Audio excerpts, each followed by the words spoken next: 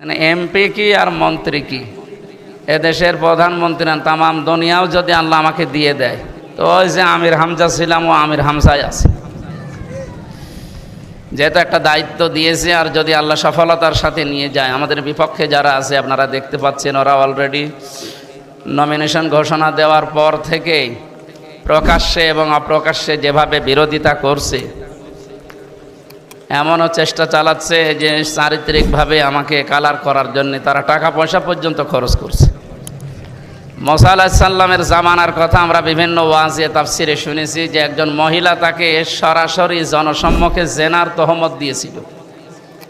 ওরাও এরকম কিছু তৈরি করার জন্য বহু টাকা পয়সা অলরেডি খরচ করেছে এবং সামনে করার চেষ্টায় আছে। আমি তো জানি আল্লাহ যদি সহায় থাকে, তামাম দুনিয়া একদিকে হয়ে গেলেও ওই আমসাসকাল্লাহু বিদুররিন ফালা কাশিফা লা, পৃথিবীতে যদি আল্লাহ আমার কপালে কোনো অশান্তি লিখে না থাকে, দুঃখ লিখে না থাকে, তামাম দুনিয়া একদিকে হয়ে গেলেও কিচ্ছু হবে না ইনশাআল্লাহ।